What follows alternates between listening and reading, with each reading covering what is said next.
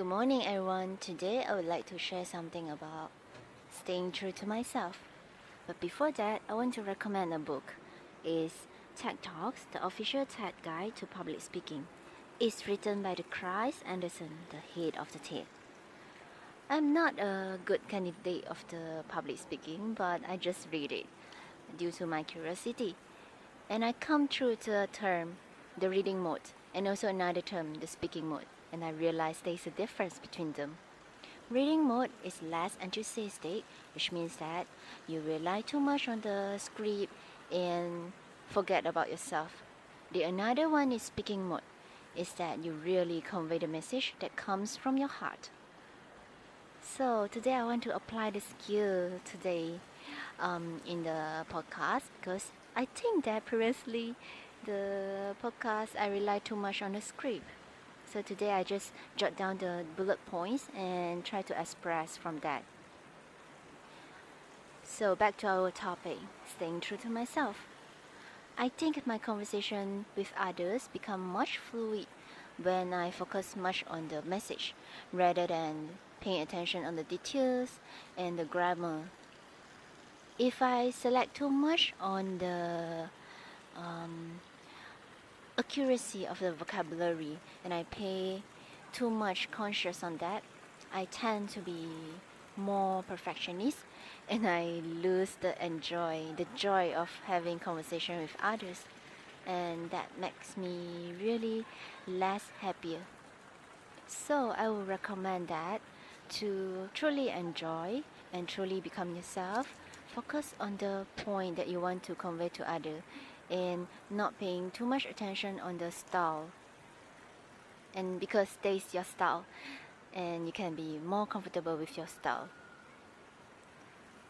In my speech therapy, I would love, and I learned that in my working career also, to focus on a kid's development rather than focus on your goal. Speech therapists will set a goal for a kid basically, and according to their strength and weakness and capability. Find a baseline, which means that the language age, and start to work on that. To be realistic with the goal and to carry it out accordingly is another challenge for us.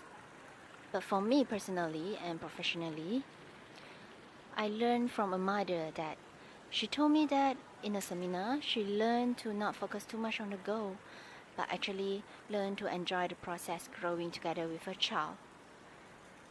She can manage to see the development, the strength of the kids, because she didn't focus too much on the goal. I think that is a very good point, because if you care too much on the outcome of or the result, you tend to lose the joy of the interaction, of having the therapy. As in my adult world, I see some people exercising their hand in the public, and finally I found out that actually she's having a treatment after her breast cancer therapy, and it is a sad news. And I realized that through our conversation. And also another girl who sing 1,000 years in the public, and I don't know her reason of her behavior, but I believe that every behavior has their own reason.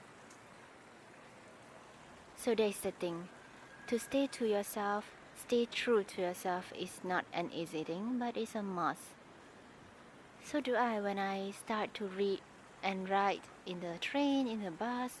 I believe that it attracts a lot of gaze from surrounding, but I don't really paying too much attention on that, because I think this is the best way to release my stress and to work on my knowledge, and I have no much time to do that.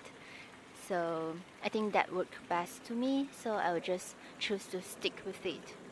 So I recommend you to stick with your goal, stick with your principle, as long as it is lawful. So one question now, what is your strategy to develop a kid's or another person's development? How would you reduce the attention to an outcome or to your desired outcome and just share with me.